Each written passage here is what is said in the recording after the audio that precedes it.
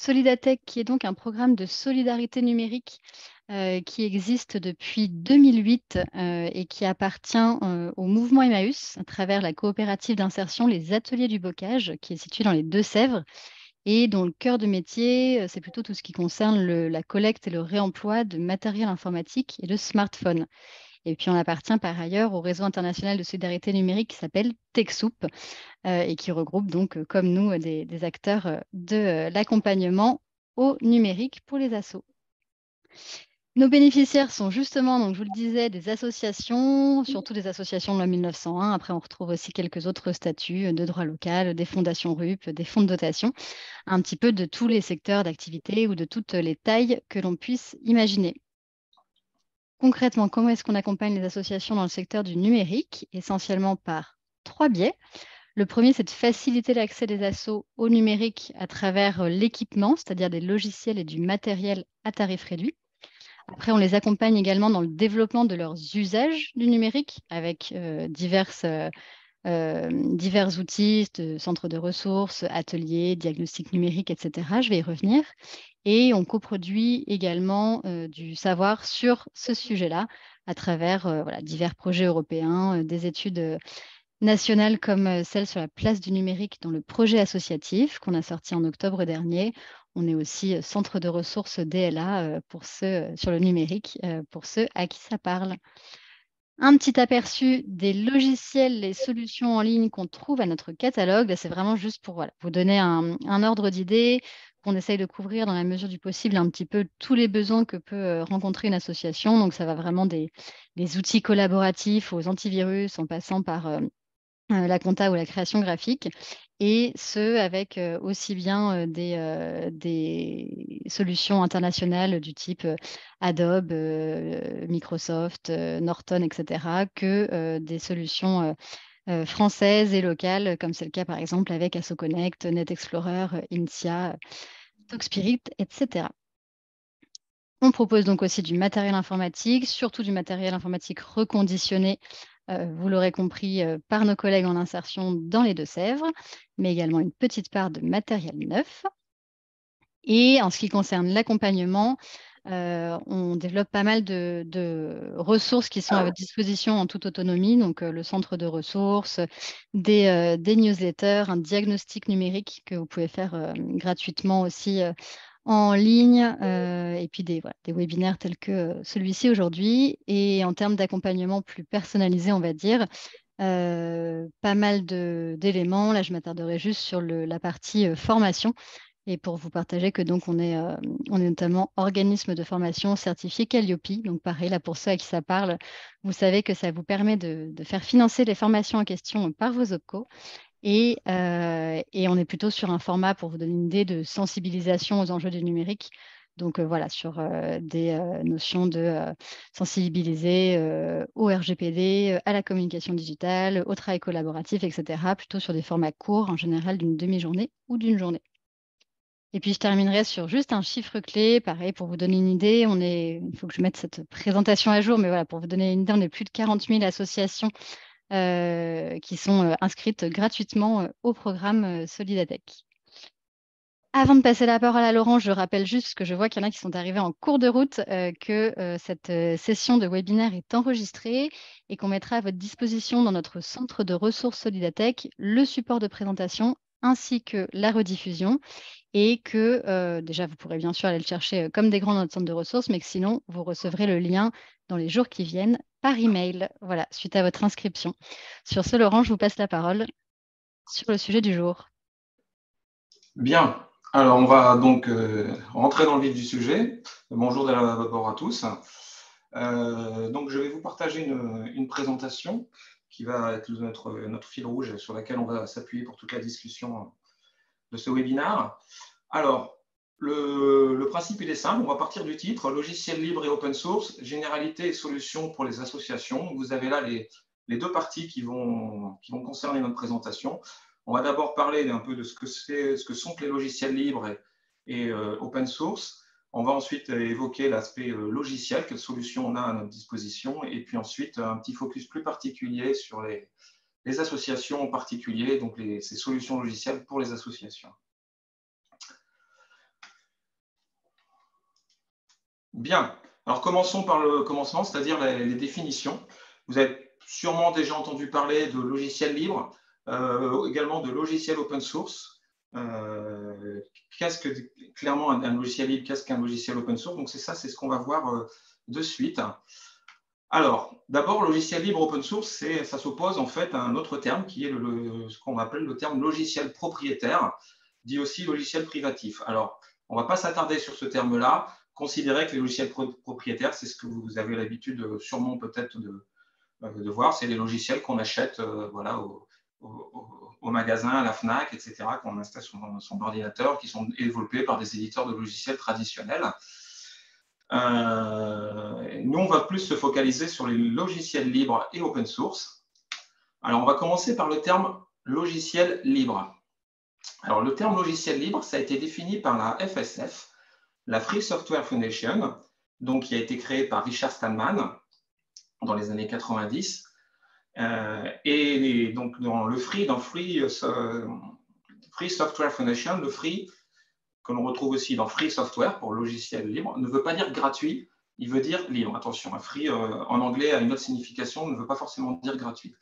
Donc libre. Alors, libre, ça veut dire quoi? Ça veut dire qu'on a le droit de l'utiliser quel que soit son usage, que ce soit un usage commercial ou non, quel que soit le nombre de postes, quel que soit le nombre d'utilisateurs. On en fait ce que l'on veut en termes de… Voilà, il n'y a pas de quota. Donc ça, c'est le premier point qui caractérise un logiciel libre. C'est cette première liberté, c'est la liberté de l'utiliser comme on l'entend. La deuxième liberté qui caractérise un logiciel libre, et donc là j'évoque la définition même de logiciel libre, c'est la liberté d'étudier son fonctionnement. Donc là, ça veut dire qu'il faut des connaissances informatiques. Donc ce n'est pas donné à tout le monde, mais pour celui qui a ses compétences de développeur, il peut voir, il a à sa disposition le code source du programme. Donc toute la recette informatique pour réaliser le programme, et donc peut l'analyser pour pouvoir comprendre ce qui se passe à l'intérieur en interne. Donc on va passer sur ce point parce que c'est quand même réservé aux geeks. La troisième liberté, c'est de modifier, c'est-à-dire que vous avez un logiciel, si le logiciel ne vous plaît pas, et sous réserve que vous avez les compétences pour le faire, donc là aussi on est encore réservé au secteur des informaticiens, vous avez la possibilité de le modifier, de l'adapter sans demander quoi que ce soit à personne. Vous le faites, vous êtes dans votre droit. Et enfin, la quatrième liberté, c'est que le logiciel que vous avez obtenu d'une manière ou d'une autre, à partir du moment où vous l'avez entre les mains, vous pouvez le redistribuer, le redonner à qui vous voulez, autant de fois que vous voulez, que ce soit gratuitement ou en le payant. Donc ça, ce sont ce qu'on appelle les 4 libertés qui définissent un logiciel libre. Ensuite, vous avez peut-être entendu parler également du terme open source. Donc l'open source, c'est un autre terme. Ça a été défini par un autre organisme qui s'appelle l'OSI, l'Open Source Initiative. Et ça a été fait parce que dans le terme logiciel libre, dont le nom anglais est Free Software, il y avait une incompréhension dans le terme, dans le sens où les gens pensaient que free voulait dire gratuit, alors qu'en fait, le free voulait dire évoquer les 4 libertés que je viens de citer. Donc, il y a un mouvement qui s'est créé en disant on va changer cette terminologie, on va essayer de l'appeler autrement, on va appeler ça l'open source. Il y a un organisme qui s'est créé qui s'appelle l'Open Source Initiative, et ils ont également donné une définition à open source. Et dans cette définition, on retrouve les 4 libertés du logiciel libre. Donc, on ne va pas les passer en revue, mais on retrouve exactement ces 4-là. Et on va trouver également 6 autres points. Donc, on a tendance à dire que le logiciel open source est défini en 10 points, alors que le logiciel libre, c'est défini en 4 points. Mais les 6 autres points, on ne va pas s'y intéresser parce qu'ils ne sont vraiment pas significatifs. Ce qui vraiment nous intéresse ici, c'est que les 4 libertés qui sont dans la définition de logiciel open source, on retrouve les mêmes que dans le logiciel libre. Donc, on va faire un abus de langage et puis tout simplement, on ne va pas rentrer dans la polémique qui sont vraiment les variantes trop fines entre libre et open source, puisqu'en fait, les vraies différences, elles sont plutôt idéologiques. Et on va considérer pour la suite de la présentation que logiciel libre, c'est logiciel open source. J'emploierai indépendamment un terme ou l'autre pour la suite de la présentation. Et donc, ces logiciels libres et open source s'opposent aux logiciels propriétaires, puisqu'en fait, des libertés qu'on a évoquées, en fait, on ne retrouve aucune de ces 4 libertés dans un logiciel traditionnel propriétaire. Une petite aparté sur le copyleft, il faut savoir que dans les logiciels libres, vous avez 2 familles. Vous avez les logiciels avec copyleft et sans copyleft. Alors, le copyleft, c'est quoi? Ça a été traduit en français par gauche d'auteur. C'est juste une règle qui permet d'exiger que si on fait une version modifiée d'un logiciel libre, cette version modifiée, elle doit être sous la même licence que le logiciel d'origine. Voilà, donc c'est une particularité. Tous les logiciels libres n'ont pas de copyleft. Il y en a certains, on peut les modifier et en faire ce qu'on veut. C'est-à-dire qu'on peut en changer la licence en cours de route et le transformer en logiciel propriétaire. Et il y a certains logiciels libres qui ont ce copyleft. Donc, ça veut dire qu'il y a une garantie qu'il reste libre ad vitam aeternam. Donc, ça, c'est important. C'est pour ça que je voulais évoquer cette notion qui est un peu technique. Mais ça permet de comprendre pourquoi certains logiciels libres peuvent ne plus l'être au bout d'un moment, alors que d'autres, on a cette garantie qu'ils le resteront à vie grâce à ce copyleft. Alors aujourd'hui, on a à peu près 50-50. La moitié des logiciels libres ont ce copyleft et l'autre moitié n'en ont pas. Alors maintenant qu'on a vu l'aspect, on va dire, définition, l'aspect technique, on va parler d'une métaphore pour bien comprendre le concept, parce que c'est l'élément important de la première moitié de la présentation. On va comparer le logiciel propriétaire à un gâteau dans un restaurant de 5 étoiles.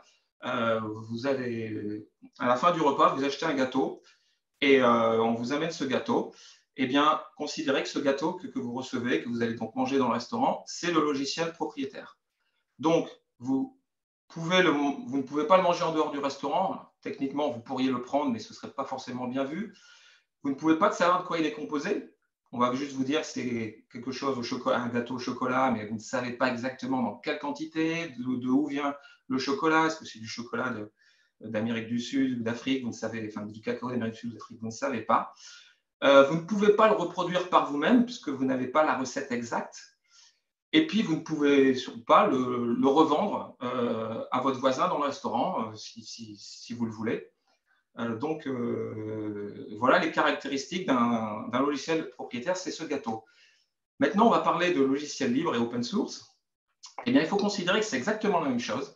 C'est le gâteau que vous recevez également, mais en plus, le serveur, en plus de vous amener ce gâteau, il vous amène la recette détaillée de ce gâteau. Et quand je dis recette détaillée, c'est vraiment très détaillé, c'est-à-dire tous les ingrédients, dans quelle quantité, de quelle origine, où ils ont été achetés.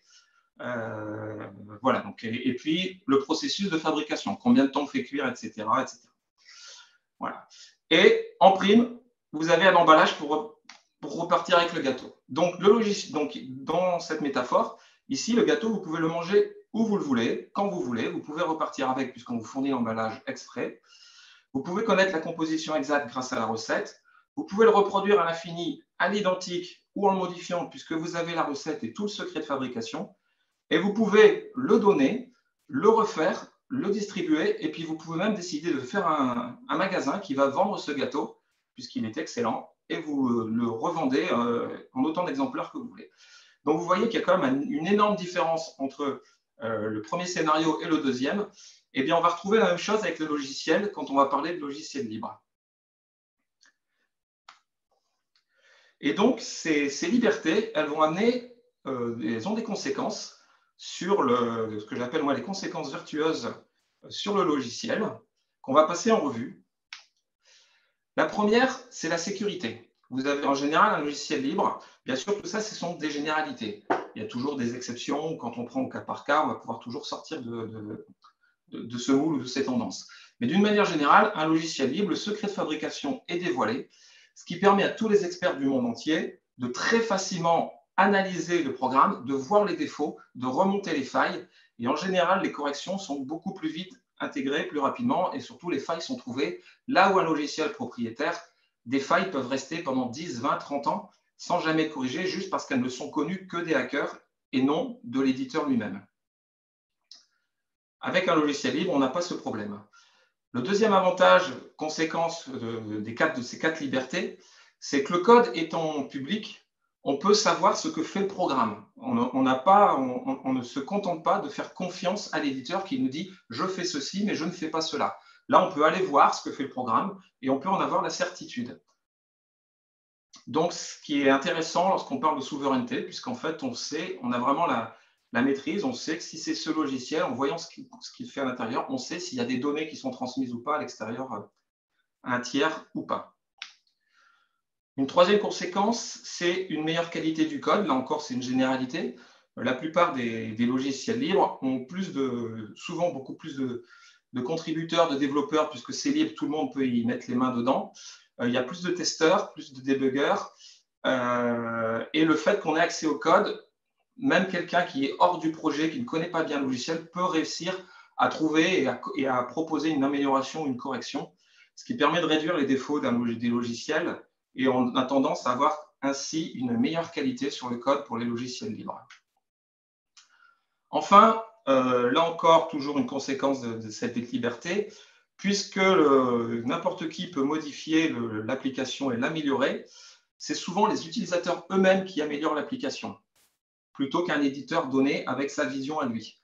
Donc, on va avoir beaucoup plus de contributions et surtout faites par des utilisateurs réels.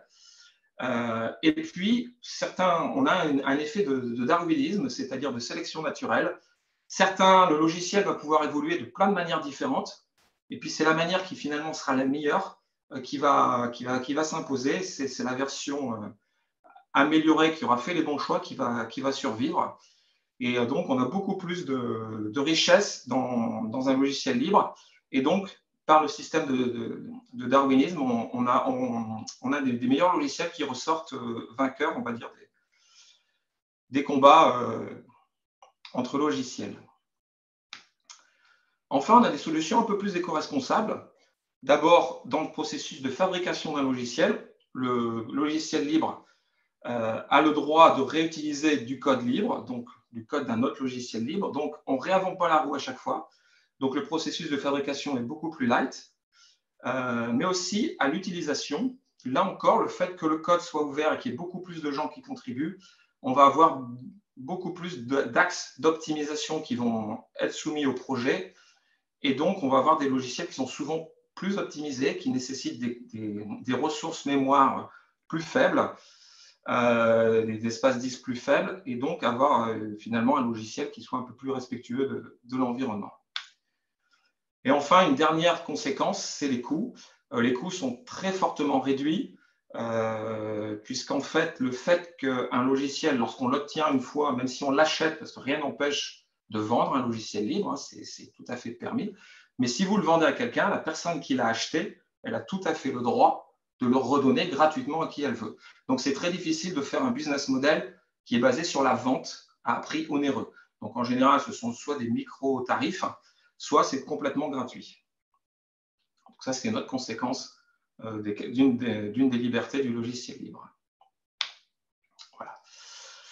Alors, ce cercle vertueux a fait que finalement, le logiciel libre a commencé à s'implanter de plus en plus.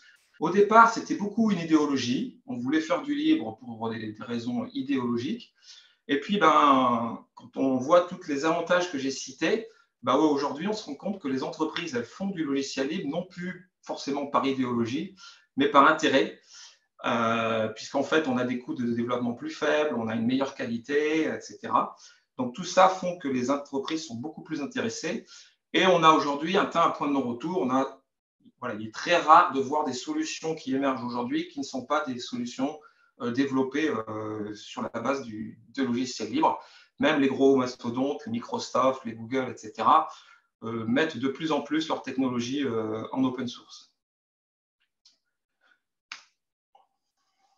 Alors, on va évoquer maintenant une partie qui va être les solutions libres. Donc, il faut savoir que dans les logiciels, vous avez deux familles de logiciels. Les logiciels que vous installez sur votre poste, c'était comme ça encore il y a 10-20 ans. Un logiciel, on le téléchargeait, on l'installait sur son poste. Donc, ça correspond à la colonne de gauche sur cette présentation. L'inconvénient, c'est qu'il fallait savoir installer le logiciel soi-même. Il fallait faire soi-même les mises à jour, soi-même faire les sauvegardes. Il y a une erreur non, il n'y a pas d'erreur, pardon, autant pour moi. Les logiciels sont, donc je suis dans la case des logiciels libres. Hein, donc le logiciel libre, il est presque toujours gratuit quand vous l'installez vous-même sur le poste. Par contre, souvent, c'est pour une utilisation locale, c'est-à-dire que c'est pour l'utilisation sur votre poste. Si vous voulez que quelqu'un d'autre partage les mêmes données, etc., depuis un autre poste, ce genre de solution n'est pas l'idéal.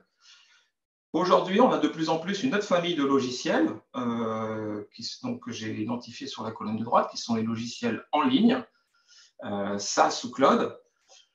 Donc là, l'avantage, c'est que vous n'avez pas besoin de structure informatique, vous n'avez pas besoin d'un gros ordinateur, d'un gros disque dur, pour beaucoup de mémoire pour installer un logiciel qui en aurait besoin de beaucoup. Là, je dirais, il vous suffit d'un navigateur web, d'un smartphone, d'une tablette et d'une connexion à Internet. Donc ça, c'est la deuxième famille de logiciels, qui est celle qui est en train de se développer de plus en plus et qui prend le pas sur l'ancienne famille. L'inconvénient de cette solution, c'est qu'elle est souvent payante. Alors, pas toujours, mais très souvent. Son avantage, c'est que vous pouvez accéder depuis n'importe où et que souvent, c'est des logiciels qui peuvent travailler en mode collaboratif. Par contre, attention, par rapport à la première famille de logiciels, où vous aviez, c'est à partir du moment où vous l'installiez vous-même et que c'était un logiciel libre, vous aviez la garantie, une souveraineté totale, puisque vous aviez la main sur ce que fait le logiciel, où il est installé, où sont les données, etc. À partir du moment où on passe dans la famille des logiciels en ligne, vous avez une perte de souveraineté potentielle, puisque les données sont hébergées par un tiers et vous ne savez pas forcément ce que fait ce tiers. Et ça, c'est le même problème que ce soit un logiciel libre ou pas. C'est plus le fait d'utiliser un logiciel en ligne. Alors, j'ai mis quelques exemples de solutions, mais on ne va pas trop s'y attarder.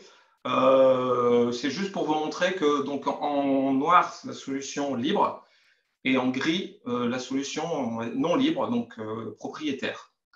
Donc, c'est juste pour montrer que, quelle que soit la solution, en général, on trouve presque toujours une solution libre équivalente. Donc maintenant, on va rentrer dans une partie qui est un peu plus focalisée sur l'aspect association, puisque la page précédente, j'avais donné des exemples d'un point de vue très général en termes de logiciels et de solutions. On va rentrer plutôt sur l'aspect, ce qui intéresse les associations. Alors, d'abord, quand on est une association, il faut identifier de quel logiciel on a besoin.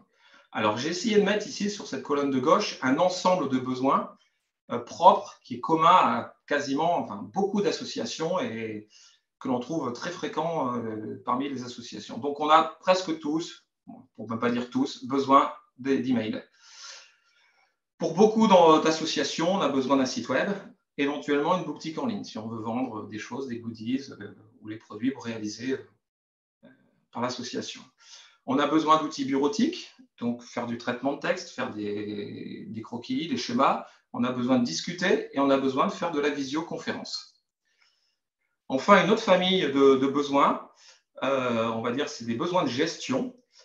Donc là, on va retrouver le besoin de gérer tous ses contacts, ses adhérents, ses fournisseurs, pouvoir encaisser les adhésions de ses adhérents en ligne, réaliser des sondages, ne serait-ce que par exemple pour faire le vote de l'Assemblée générale à la fin de l'année, gérer les documents partagés. On a éventuellement besoin de points de vente pour les associations qui ont des petites boutiques ou des points de vente. Il faut pouvoir avoir ce système de points de vente pour pouvoir encaisser les paiements. On a éventuellement besoin de gérer des stocks pour certaines associations. Il y a peut-être d'autres besoins, il y en a même sûrement que je n'ai pas identifié là-dedans, mais j'ai essayé de voir ceux qui me semblaient les plus fréquents. Et on va voir maintenant ce que l'on possède comme solution vis-à-vis de chacun de ces besoins. Alors, on va d'abord évoquer la partie des logiciels, ou comme on l'a vu précédemment, la première catégorie de logiciels, ceux qui s'installent sur le poste. Donc, ce que j'appelle les logiciels qu'on installe en local. Donc, beaucoup connaissent ou sont familiers avec le logiciel Outlook. C'est celui qu'on utilise beaucoup pour consulter ses mails. En tout cas, c'était celui qu'on utilisait le plus pour consulter ses mails il y a encore quelques années. on voit qu'on a un équivalent qui s'appelle Thunderbird, qui est très implanté. Pour le site web et une boutique en ligne, on a également des solutions open source. Alors attention, vous voyez sur ce slide, j'ai mis en grisé les solutions, certaines solutions, parce qu'en fait, en local, vous avez des solutions libres, mais si vous devez les installer en local, c'est assez compliqué, il faut des compétences techniques. Voilà. Mais c'est juste voilà, pour les citer, pour montrer que moyennant compétences techniques, on peut avoir ce genre de solution dans le monde du logiciel libre. On peut avoir une boutique, on peut avoir des sites web sans problème. Donc là, je suis sur la partie où on veut vraiment tout installer en local pour l'instant. Ensuite, pour les outils bureautiques, on va les traditionnels Word, Excel, PowerPoint. On a LibreOffice qui va très bien faire l'affaire. Et puis pour la gestion des contacts, des adhérents, donc pour tous les actes de gestion, donc tout ce paquet-là que l'on retrouve ici, on a, pour ce qui est des logiciels qui s'installent en local, on a Dolibar, qui s'appelle Dolibar ERP CRM, et on a également PAECO, qui est le nouveau nom de Garadin. Voilà. Maintenant, comme je l'ai dit, les logiciels qu'on installe localement, on est en train de vivre un tournant, et aujourd'hui, on va de plus en plus dans un autre mode de fonctionnement où on parle plutôt de logiciels qui s'installent dans le cloud. Alors, j'ai mis le terme SaaS Cloud. Bon, pour ceux qui ne sont pas familiers, considérez que c'est synonyme. Hein, voilà, SaaS, c'est le terme ancien. Cloud, on va dire que c'est plus le terme plus à la mode. Mais on est vraiment sur la même chose. Hein. Alors, pour les emails, beaucoup d'entre nous utilisent Gmail ou bien Office 365. On a des solutions qui sont Bluemind, ProtonMail, qui sont basées sur des logiciels libres, par contre, qui s'installent dans le cloud.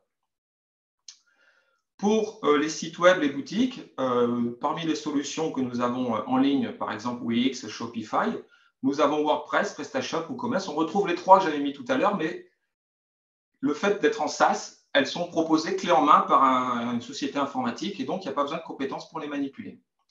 Pour les outils bureautiques, on va trouver des équivalents aussi, qui sont des solutions en ligne. On va retrouver Nextcloud. On va retrouver Framasoft.org qui propose un tableur, un petit traitement de texte, etc.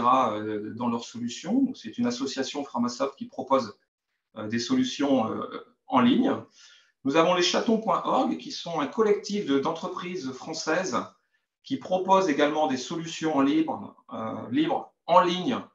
Ça va un peu plus loin avec en plus des garanties de souveraineté, de respect des données, etc. Pour le chat, la visioconférence, on a par exemple Mattermost, Jitsi. La liste est très longue, ce n'est pas du tout exhaustif, mais on a vraiment beaucoup de choses. Et puis pour la gestion pour tout ce qui est acte de gestion, ce que l'on a dans le monde du propriétaire, par exemple AssoConnect, Eloasso, Odoo, qui sont aujourd'hui maintenant des solutions propriétaires, dans le monde du livre, on va retrouver Framasoft qui propose plein de petites solutions. Une solution pour faire des sondages. Donc, chaque point que j'évoquais sur la gauche, on va avoir une solution indépendante grâce aux différentes solutions proposées par Framasoft. On va retrouver des solutions proposées également par les chatons.org qui vont pouvoir également apporter quelques réponses. On va retrouver à nouveau le logiciel PAECO, donc le nouveau nom de Garadin, logiciel de gestion d'association. Et puis enfin, on va retrouver des logiciels donc, bien plus complets. Alors, vous avez déjà des solutions complètes. Hein, donc, dans les propriétaires à AssoConnect, c'est très complet. Hein, je pense que tous les éléments qui sont sur la gauche que j'évoquais, AssoConnect permet de les couvrir. Eloasso est plus limité, va se limiter surtout au paiement des adhésions en ligne, par exemple. Mais Framasoft, parmi les solutions libres, ça va surtout être une solution indépendante pour chaque point. Alors que vous avez également dans le libre des solutions qui vont vous couvrir avec une et une seule solution l'ensemble de ces besoins. C'est par exemple Dolibar.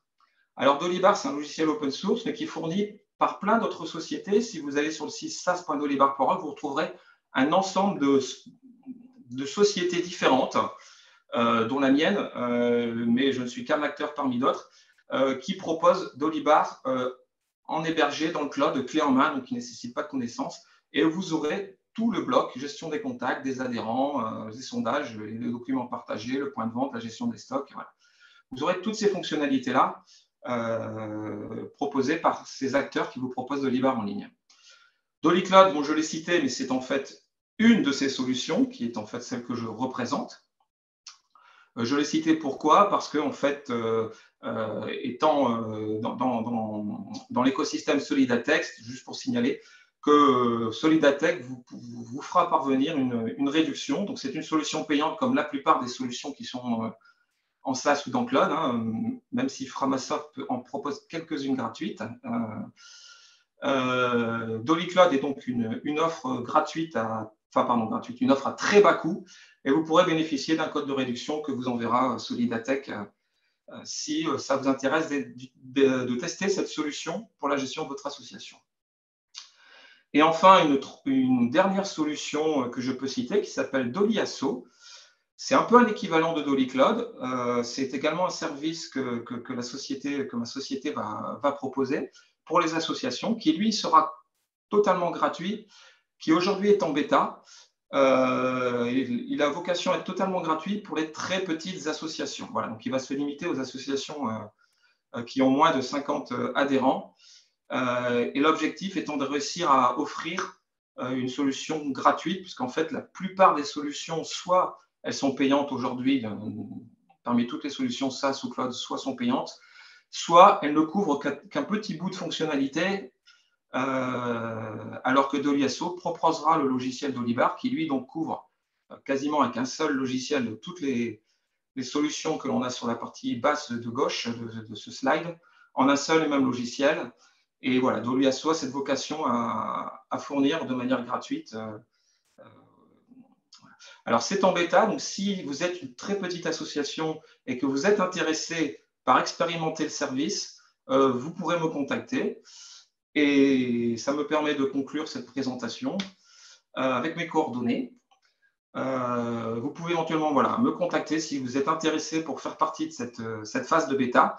Aujourd'hui, si vous allez sur le site doliasso.org, le site est opérationnel, etc. Mais si vous essayez de créer ensuite votre instance privée pour avoir votre propre logiciel et commencer à gérer votre association, vous aurez un message qui vous dit que pour l'instant, le service n'est pas ouvert. Mais vous me contactez, je pourrais vous l'ouvrir personnellement pour votre association. C'est gratuit et ça le restera, mais à condition d'être une très petite association. Voilà, j'ai fait le tour. Je vais donc rendre la main, plutôt passer à la partie questions. Super, merci beaucoup Laurent pour cette présentation. Je vous confirme qu'on a déjà des questions qui sont arrivées en cours de route et qu'on va pouvoir traiter ensemble. Et puis, n'hésitez pas si certains d'entre vous souhaitent en poser davantage. Pour rappel, donc bien en passant par l'onglet Q&R en bas de votre écran pour questions et réponses et en nous mettant du coup un petit peu de contexte.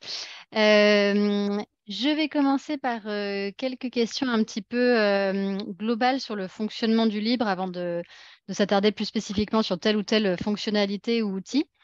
Une question de la part de David qui dit « Vous avez listé les avantages des logiciels libres, mais ont-ils aussi des inconvénients ?» Alors, honnêtement, c'est très dur à trouver, des inconvénients. Je vais reprendre la page des avantages ici. Il n'y a pas vraiment d'inconvénients, puisqu'en fait, je vais reprendre l'allégorie la comparaison du gâteau, c'est-à-dire que le logiciel libre, c'est juste des choses en plus par rapport au gâteau. Vous avez le même gâteau qu'un logiciel traditionnel, mais en plus, vous avez le secret de fabrication qui va vous permettre d'apporter quelques conséquences virtueuses. Mais ce n'est pas un gâteau, un autre gâteau que vous avez. C'est exactement le même qu'un logiciel propriétaire. Donc, en fait, on n'a pas vraiment d'inconvénients dans un logiciel libre. À la limite, moi, j'ajouterais qu'il n'y a pas d'inconvénient dans la manière complète dont vous les avez présentées et en étant transparent sur le fait que la plupart des versions cloud, donc un petit peu clé en main, sont payantes, mais que je sais que certaines associations peuvent rencontrer des limites quand elles cherchent uniquement à se contenter des solutions libres gratuites et donc que selon les fonctionnalités recherchées, il y en a qui font très bien le job.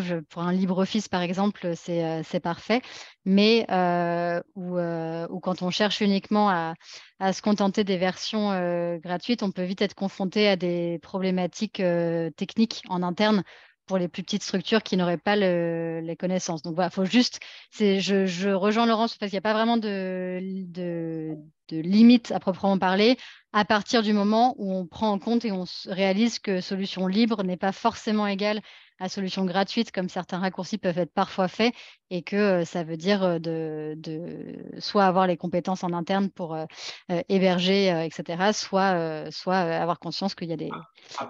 Voilà, à partir du moment où on est dans une solution hébergée, c'est-à-dire que vous n'avez pas besoin de connaissances, que le logiciel est hébergé par un tiers, en général, c'est très très rare d'avoir des solutions gratuites. Vraiment, Voilà. en fait, il faut payer l'électricité, il faut payer le courant, il faut payer les serveurs, etc. Mm. Et donc, vous avez quelques collectifs qui arrivent à le faire. J'ai cité Framasoft. Mm. C'est également ce que j'essaie de faire moi avec Doliasso. Mais voilà, mais il y a toujours un petit voilà, un coût C'est d'entrée. normal. Mais honnêtement, c'est des coûts qui sont très abordables. Hein. On est sur quelques euros par mois, 5-6 euros par mois sur ces solutions, pas plus. Hein. Et j'espère atteindre le 0 euro grâce à Doliasso si l'expérimentation porte ses fruits. Un beau projet, ça. Je continue avec une autre question assez globale de la part de Laure cette fois, qui demande: y a-t-il plus de risques au niveau de la sécurité de nos données en libre? Alors, j'avais évoqué un avant-page, c'est qu'on a une meilleure sécurité en général avec le logiciel libre. Donc, je ne vais pas vous dire que vous avez plus de risques en libre. Non, vous n'avez pas plus de risques. Si on raisonne uniquement sur le logiciel intrinsèquement, le logiciel libre sera meilleur en termes de sécurité. Mais la sécurité, ce n'est pas que le logiciel. La sécurité, c'est surtout qui l'héberge et quelle infrastructure technique il a mis et quelle maîtrise il a de son infrastructure. Et c'est là que se trouve la faille.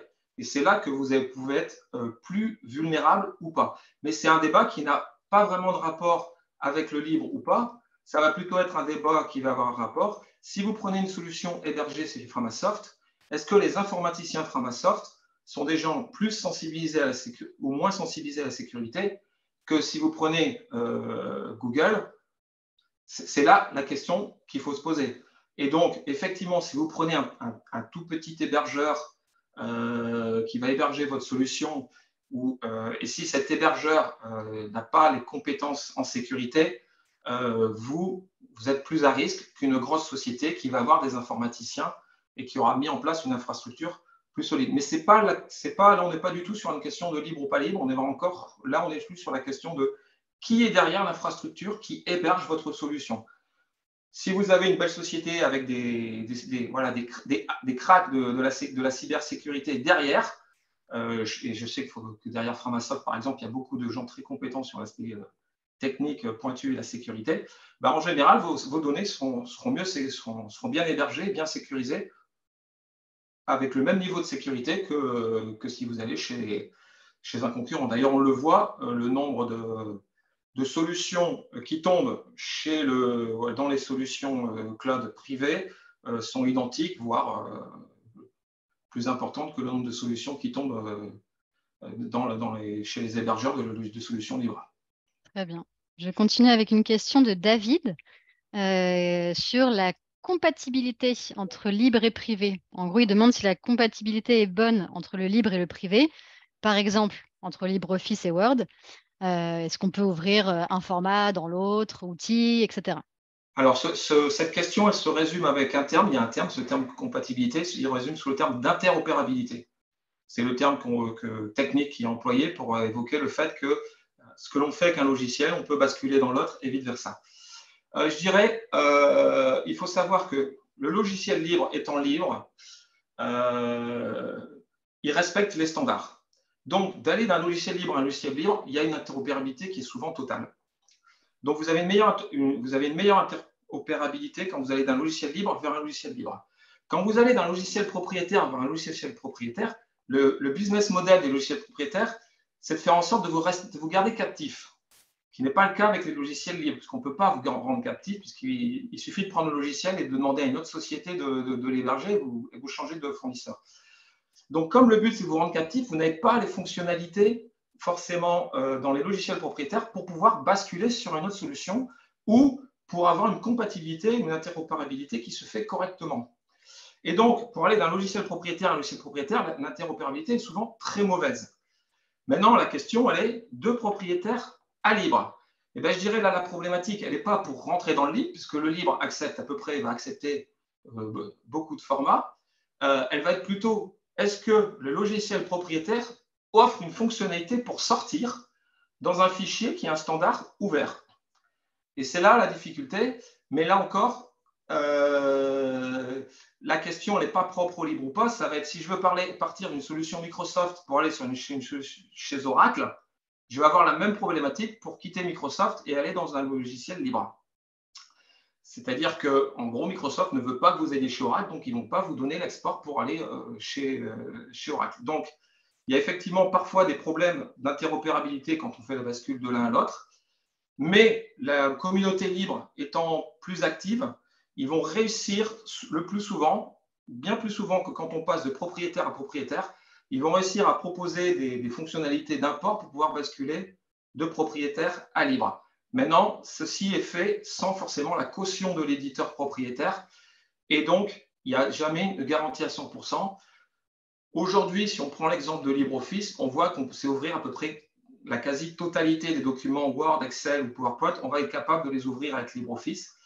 Parfois, on a un petit défaut qui va se manifester, qu'on va devoir corriger. Ça devient très, très rare. Ça, c'est un exemple. Pour d'autres exemples, ça va être pareil pour les logiciels de gestion de contacts, etc. Si vous prenez Dolibar, c'est un logiciel libre. Donc, vous pouvez en sortir sans problème. Vous avez les fonctionnalités pour extraire toutes vos données et aller chez un concurrent. Ce que vous n'aurez pas si vous êtes chez une solution propriétaire. Je continue avec une dernière, en tout cas à date, question très globale avant qu'on s'attarde plus spécifiquement sur d'autres sujets, qui est, puisque le libre évolue en permanence, comment savoir qu'on a toujours la dernière version? C'est propre au logiciel. Chaque projet a sa politique. Donc, il y en a certains, ils incluent une petite information dans le logiciel même. Donc, vous êtes informé, le fait de l'utiliser, vous avez une petite information. Et puis, il y a d'autres projets qui décident d'informer sur Internet par des mailing lists, d'autres qui informent sur des réseaux sociaux. Il n'y a pas de réponse unique à cette question. Chaque projet libre, tout comme chaque projet propriétaire, c'est celui qui s'occupe du projet, comme lorsque c'est pour un logiciel propriétaire, qui s'occupe de communiquer sur le fait qu'il y a une mise à jour à faire. Et si vous êtes dans le SaaS, souvent, les éditeurs, que ce soit libre ou pas, mettent à jour eux-mêmes la version du logiciel que vous utilisez. Si je prends le cas de Dolibar, c'est vous qui décidez quand vous pouvez vous décider de faire votre mise à jour quand vous êtes chez DoliCloud, par exemple. Mais il y a d'autres hébergeurs de solutions qui font la mise à jour automatique et systématique. Deux questions en ce qui concerne les devices, les types de matériel sur lesquels ces logiciels fonctionnent. Une première de Marilou qui demande est-ce que certains logiciels sur cloud sont compatibles / disponibles sur tablette? Alors, en général, quand on est dans le cloud, on est sur des applis web. Donc, on est sur ce qu'on appelle la technologie web. Et la technologie web, elle est conçue pour y accéder avec un navigateur web. Or, un navigateur web, vous en avez sur votre poste bureautique, vous en avez un sur votre tablette et vous en avez un sur votre smartphone. C'est Safari, c'est Firefox, par exemple, dans le livre, c'est Chrome. Et donc, en général, les logiciels en SaaS, en cloud, fonctionnent quasiment tous aussi bien sur tablette, sur smartphone que sur poste bureautique grâce au navigateur web. Il n'y a pas forcément une application dédiée, besoin d'une application dédiée. Mais c'est des applications qui sont accessibles en ligne, donc accessibles avec votre smartphone. Voilà. Il y a des exceptions, mais ça devient de plus en plus rare, puisqu'aujourd'hui, presque toutes les solutions, quand on les développe dès le départ, on les pense pour qu'elles fonctionnent sur un smartphone, en fait. Complètement. Toutes celles que j'ai citées, en tout cas, fonctionneront très bien sur un smartphone, sur une tablette. sans avoir besoin d'installer une application particulière, puisque c'est toutes des applis web. Très bien. Et question d'Aurélie, un peu dans cette même veine, est-ce que certains logiciels sont incompatibles avec Mac/Apple? Alors là encore, la technologie web, elle est universelle, elle fonctionne très bien avec le Mac. Donc si vous êtes sur un logiciel qui est dans le SaaS ou dans le cloud, la question ne se pose pas, ça marchera sur un Mac exactement de la même manière grâce au navigateur Safari, que ça marche sous un Linux avec Chrome ou que ça marche sur un Windows avec, avec le navigateur dont j'ai oublié le nom de Microsoft. Par contre, si vous prenez une solution qui s'installe en local, là, il vous faut une version spécifique Mac, c'est-à-dire LibreOffice, au même titre que si vous vouliez utiliser la version Word de Microsoft, il fallait la version Word pour Mac. Pour pouvoir l'installer sur un Mac, il vous faudra la version LibreOffice pour Mac pour l'installer sur un Mac. Voilà, donc mais c'est propre uniquement au logiciel qui s'installe localement sur votre ordinateur, où là, il faut effectivement une version dédiée. Et en général, voilà, on trouve très souvent Windows, Linux, Mac, on trouve presque toujours les trois systèmes d'exploitation qui sont supportés. Ça devient très rare d'avoir une solution qui est mono système d'exploitation. Très bien. Avant de prendre quelques questions plus spécifiques sur telle ou telle fonctionnalité, une question qui va permettre peut-être de reboucler sur cette distinction entre local et cloud. Et le slide sur lequel on est actuellement, c'est logiciel libre vs open source. Est-ce la différence entre LibreOffice et OpenOffice? Pas du tout. Aucun rapport. Comme je vous l'ai dit, la différence entre LibreOffice et open source, elle est là et on simplifie le débat en disant qu'il n'y en a pas. Pas entre LibreOffice et open source, mais entre logiciel libre et open source. Libre et open source, voilà. Alors que LibreOffice et OpenOffice, ce sont tous les deux des logiciels libres, tous les deux des logiciels open source. Simplement, ça a été fait par deux équipes. Au départ, le logiciel s'appelait OpenOffice. Et puis, le projet, on va dire, ne vivait pas n'était pas assez vivant. Donc, une équipe de développeurs a décidé de le forker. Donc, le forker, c'est on prend le logiciel. On a le droit, puisque c'est du libre, n'oubliez pas, liberté de redistribuer, de modifier. Ils ont pris OpenOffice, ils ont pris les sources informatiques et ils l'ont amélioré à leur manière. Et ils ont changé le nom pour pouvoir se distinguer de OpenOffice. Et ça a donné LibreOffice. Aujourd'hui, OpenOffice est un projet qui est mort et qui est remplacé, on va dire, par LibreOffice. Mais c'est juste, en fait, c'est juste LibreOffice, a été enfanté par OpenOffice, mais ce sont tous les deux des logiciels libres et open source. Très bien. Merci Laurent. On va passer sur quelques questions, comme je disais, en faisant le focus sur telle ou telle fonctionnalité et éventuellement des recommandations de votre part pour des logiciels plus que d'autres. Une question d'Agnès, qui, soit en passant, vous remercie pour ce partage, qui demande quels sont les logiciels libres de graphisme et de traitement de l'image? Y a-t-il un équivalent d'Adobe ou Photoshop? Alors, je ne les ai pas évoqués. On en a, ce n'est pas un domaine dans lequel que je connais bien, mais on va avoir, pour ce qui va être le graphisme pur, c'est-à-dire faire du dessin en deux dimensions, on va avoir un logiciel qui s'appelle par exemple Inkscape, I-N-K-S-K-A-P-E. Vous avez des logiciels de retouche d'image qui s'appellent par exemple GIMP, G-I-M-P. Vous en avez d'autres, mais comme ce n'est pas ma spécialité, je ne saurais pas vous citer, mais dans le livre, vous en avez pas mal. Là où va se faire la différence, c'est que des logiciels qui ont été cités, donc Photoshop, je crois, qui a été cité, leur niveau de fonctionnalité ne sera peut-être pas aussi pointu pour des vrais experts que ces logiciels-là. Et encore, c'est sous réserve, ça va dépendre de quelle fonctionnalité on a besoin. Mais comme je l'ai dit au tout début, pour presque tous les logiciels, on a un logiciel libre. Donc aujourd'hui, même si je ne sais pas citer les noms, si vous tapez une recherche, vous tapez, c'est simple, la technique, elle est simple. Vous faites alternative open source A, et puis vous mettez le nom du logiciel. Voilà. Et en utilisant cette démarche, alternative open source A Photoshop, vous devriez en général retomber sur des solutions open source à peu près équivalentes et qui donc vous coûteront beaucoup moins cher. Et c'est l'occasion de repréciser à l'oral, parce que je vois que pas mal d'associations évoquent Canva, qui n'est pas une solution libre. Donc, vraiment de bien faire le distinguo, tout comme libre n'est pas égal à gratuit. Et du coup, tout comme on l'a vu, beaucoup de solutions libres sont payantes. Des solutions qui peuvent exister par ailleurs gratuitement et tout aussi pertinentes à partir du moment où elles répondent à vos besoins ne sont pas nécessairement libres pour autant. Voilà, ça c'est important. Retenez que libre est souvent moins cher que propriétaire, mais ce n'est qu'une généralité. Parfois c'est le même prix, parfois c'est plus cher, parfois c'est gratuit, et voilà, c'est juste une tendance.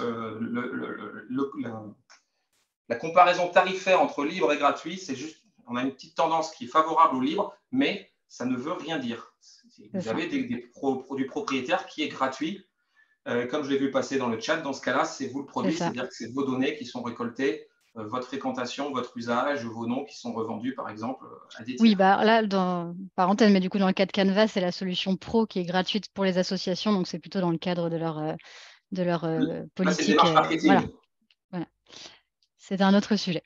Du coup, on continue avec une autre fonctionnalité abordée par Adeline qui demande quelle solution pour les newsletters et la gestion des communautés. Alors, il faut voir ce qu'on entend derrière gestion des communautés. On peut il y a déjà. beaucoup de choses. Gestion des communautés, c'est communiquer sur les réseaux sociaux. C'est effectivement faire une newsletter. Je pense que c'est plutôt base de données et le newsletter à l'envoi d'une Alors, sur les newsletters, on a des solutions, comme par exemple Sympa, SYMPA, mais par contre, c'est des solutions libres, mais que l'on va retrouver dans la colonne locale et qu'on va retrouver en grisé. C'est-à-dire qu'il faut être informaticien pour être capable de l'installer. Ça ne vous coûte rien du coup. Et puis, vous avez la maîtrise complète de tout ce que vous faites, de toutes vos données, mais comme c'est quelque chose que vous avez installé localement ou sur un de vos serveurs, ce n'est pas une solution SaaS clé en main comme peut l'être des solutions comme SendGrid, SendMail, etc. Vous pourriez peut-être éventuellement aller voir chez ProtonMail, peut-être s'ils ont des solutions de mailing. Au départ, c'est plus une solution de mail. J'avoue que je sèche un peu sur cet aspect-là. Je ne suis pas convaincu qu'on ait… Voilà. Pour moi, il y a des solutions libres, mais en fait, pour pouvoir fournir ce genre de service, c'est un service d'infrastructure qui coûte cher. Donc, en général, c'est des solutions dans le SaaS qui sont payantes et très souvent, derrière, c'est du libre qui tourne, mais vous ne le savez pas. Puisqu'en fait, on est sur des solutions d'infrastructure de mail, et il faut savoir que tout ce qui est Internet, c'est quasiment que du libre qui permet de faire fonctionner Internet. Donc, même quand vous avez un service payant pour faire de la newsletter, ce genre de choses, derrière, eux, ils utilisent des logiciels libres. Mais ce n'est pas parce qu'ils utilisent des logiciels libres qui garantissent une souveraineté de vos données. Comme on a encore pas mal de questions et que le temps tourne, je prends la suite avec une autre question de la part de David, à qui je réponds par écrit, mais je voulais partager plus globalement dans le chat l'adresse à tout le monde, parce que je pense que ça peut en intéresser beaucoup d'autres. David, il demandait s'il y avait une base de données qui recensait tous les logiciels libres en français. Alors, pas que en français, certes, mais en tout cas en bonne base de données qui recense les logiciels libres. Et pour vous aider à chercher, justement, si on n'a pas le temps de répondre à tout le monde sur telle ou telle fonctionnalité précise, il y a Framalibre que on vous recommande et que du coup, dont je mets également le lien dans le chat pour information. Il y a une initiative de l'April qui ont édité un guide à destination des associations avec tous les logiciels libres pour les associations. Malheureusement, j'en ai pas parlé parce que ce guide date aujourd'hui et en informatique, il date de plusieurs années. En informatique, plusieurs années, c'est énorme. Donc, je ne l'ai pas évoqué parce qu'il n'a pas été mis à jour depuis très longtemps. Je pense que Framalibre, c'est pas mal, non? Je pense que c'est bien, oui. Voilà. Ouais. C'est en format Internet, mais voilà, j'évoquais aussi ce qu'avait fait l'April, c'est un format papier. Ok. Bah, s'ils font une mise à jour, alors on tâchera de… Voilà, c'était juste pour en profiter, parce que je suis sûr qu'il y a quelqu'un de l'April qui va me regarder pour lui dire qu'on attend une mise à jour de ce guide. Voilà, on en profite. Vous avez bien raison pour faire passer quelques messages subliminaux. Je continue avec une question de Jean-Claude qui nous demande s'il existe un équivalent de Google Workspace pour association et avec du coup cette notion, enfin vraiment l'équivalent dans le sens avec cette notion de gratuité pour les associations éligibles. Alors, je vais citer voilà, sur le slide sur lequel on est. Vous avez Google Workspace donc, dans les solutions propriétaires barrées. Et ce qui se rapproche le plus en équivalent, c'est Nextcloud. Là encore, si vous l'installez vous-même, ce sera gratuit. Par contre, là, c'est de l'hébergement. Il y a du disque API, etc. Donc, souvent, vous trouverez des hébergeurs, notamment chez leschatons.org. Vous avez beaucoup d'hébergeurs qui vous proposent une Nextcloud. Et vous retrouvez vraiment, on retrouve à peu près tout ce qu'on a dans Google Workspace. Mais là encore, c'est un coût d'entrée, c'est un abonnement. Ce n'est pas totalement gratuit. Pour l'avoir en totalement gratuit, en libre, ça devient compliqué. Vous avez Framasoft. Donc, on retombe toujours sur les mêmes, hein, où vous pourrez avoir, ils ont un catalogue en fonction de votre besoin et vous pourrez effectivement faire appel à telle société qui vous propose tel logiciel.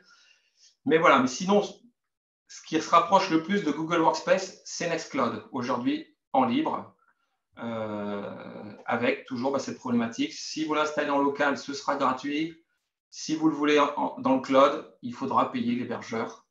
Voilà. Et, Il y a très peu d'hébergeurs qui ont un business model où ils le proposent gratuit, ou alors ça va être un temps donné, un temps réduit ou avec un niveau de fonctionnalité qui va être bridé.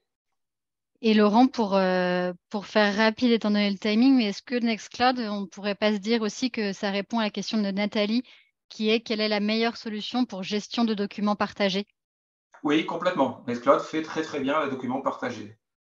Voilà, comme ça, soit dit en Parfaitement. passant. Voilà. Je vois que le temps tourne. On va se permettre de dépasser juste de quelques minutes pour répondre encore à quelques questions. Après, je vois des rappels en chasse qui n'oubliez pas ma question. C'est pas qu'on l'oublie, c'est qu'on a, bah voilà, vous êtes nombreux aujourd'hui, donc on fait de notre mieux pour répondre à tout plein et on privilégie en priorité les questions dont les réponses peuvent intéresser le plus de monde, donc qui sont le moins spécifiques, propres à une structure en particulier. Et puis, on comprend tout à fait ceux qui doivent filer pile à l'heure et on vous souhaite un très bon après-midi. Je continue avec une question de transfert des données. En l'occurrence, c'est une question que je généralise un peu, mais qui vient de Rachel à la base. Si on est du coup actuellement pour un outil de gestion tout en un d'association, si on est actuellement chez un logiciel propriétaire et qu'on souhaite basculer sur un logiciel libre, est-ce que dans ce cas de figure-là, on peut aussi considérer qu'il y a compatibilité des données? C'est-à-dire qu'on parlait compatibilité des données tout à l'heure sur le côté format des documents, etc. Est-ce que là, pour un équivalent, après que ce soit ça ou autre chose, mais mettons basculer de Asso Connect à Dolly Cloud, est-ce que ça aussi, c'est des actions faisables, des compatibilités Alors, qui existent? rentrer dans un logiciel libre, c'est facile. Sortir d'un logiciel propriétaire, c'est là où se trouve la question. Ça Donc dépend du aujourd'hui, logiciel, en fait, c'est ça? voilà, je ne connais pas assez bien la solution. Oui, puis là, c'était vraiment plus global dans tous les C'est cas. très général. Mais Mm. en fait, ce qu'il faut regarder, c'est qu'est-ce qui est proposé pour sortir du logiciel. Est-ce qu'on a la possibilité de sortir un fichier Excel ou un fichier CSV avec la liste de tous ses adhérents? Est-ce qu'on a la possibilité de sortir l'historique de toutes ces cotisations? Si on a tout ça, après, on peut les réinjecter dans le logiciel cible, comme par exemple Dolibar, en faisant des imports. Mais il faut pouvoir avoir l'export, il faut pouvoir avoir le fichier sur votre clé USB ou entre les mains à un moment donné pour pouvoir le réimporter dans le logiciel destination. Ça va être la même question si vous allez d'un logiciel propriétaire X vers un Y, ça va être la Mm. même question. Donc là, il faut regarder au cas par cas quel logiciel propriétaire vous avez, aller regarder ce qu'il propose comme solution d'export Mm. pour sortir du logiciel, regarder et ensuite aller voir par rapport au logiciel destination ce qui est faisable en termes d'import. Quand on va de logiciel libre à logiciel libre, souvent c'est des trucs, des opérations qui sont très simples. C'est souvent du clic-bouton parce que les logiciels libres, ils se mettent d'accord, ils se parlent tous le même format. Quand c'est propriétaire, souvent c'est plusieurs fichiers qui sont exportés et c'est plusieurs manipulations pour pouvoir rentrer dans le logiciel libre. Donc c'est difficile de sortir d'un logiciel propriétaire, d'où vous comprendrez le terme de tout début, pourquoi on appelle ça aussi un logiciel privatif. Très bien, merci. Et Rachel nous partage en parallèle que, par exemple, dans le cas d'Asso Connect, ils proposent un export Excel, mais que voilà, en tout cas, c'est comme vous dites, il faut aussi creuser le sujet au cas par cas. Je poursuis avec une question de Julien qui fait le focus sur le sujet de la comptabilité et qui demande si vous connaîtriez des logiciels libres de comptabilité à double entrée permettant ainsi de réaliser des bilans. Alors, j'en connais un qui s'appelle Dolibar, qui est un logiciel de comptabilité qui fait de la comptabilité double entrée. Par contre, il a un défaut, c'est qu'il ne vous génère pas les PDF. Donc, vous avez vos résultats visuels, graphiques à l'écran. Aujourd'hui, il ne va pas jusqu'à la fabrication du bilan comptable en PDF. C'est pour ça qu'on va plutôt employer le terme de logiciel de pré-comptabilité. Mais en tout cas, pour ce qui est de logiciels libres de pré-comptabilité, celui-là est l'un des plus aboutis. Voilà, qui en a un très très simple et qui va très très loin. Mais vous n'échapperez pas. Voilà. Si vous avez besoin d'aller jusque vraiment la génération de rapports, vous avez PHP Comptable, c'est l'ancien nom, le nouveau nom, je l'ai oublié.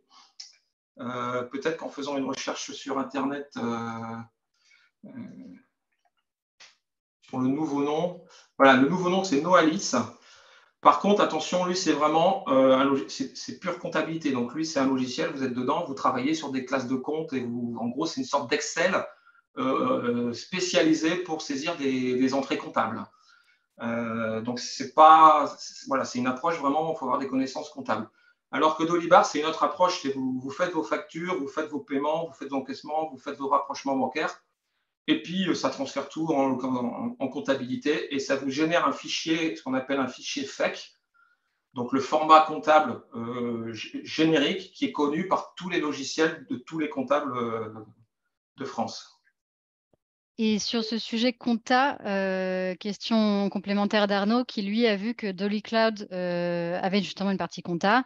Est-ce que c'est de la compta d'engagement ou de trésorerie? Et est-ce qu'il y a possibilité d'exporter des fichiers FEC ou FEC? Autant pour moi, je ne Oui, sais pas comment on dit. en fait, c'est la réponse que je venais de donner. En fait, oui, Dolibar fait la compta de le parti, on peut exporter en fichier FAQ. Ok, très bien. Complètement. Et alors, par rapport à l'autre question, est-ce que c'est engagement ou pas? Il y a les deux. Après, c'est la Pas de manière dont jaloux. on va, voilà, c'est la manière dont on va le configurer. Très bien. Eh bien, même si nous avons encore des questions, on va devoir conclure pour une question de timing. Mais en tout cas, on a déjà couvert quand même tout plein de sujets et réservé une belle partie du temps au traitement de nos questions. Donc, c'est top. Merci, merci beaucoup, Laurent. Et puis, merci plus globalement pour votre présentation, pour votre intervention, pour le fait de mettre à disposition aussi, hein, on le disait au début de cette présentation, aussi bien vos coordonnées qui s'affichent à l'écran que bah, le support de présentation en lui-même. Donc, support de présentation et rediffusion de ce webinaire seront mis à votre disposition dans notre centre de ressources et vous en serez avertis en plus par email.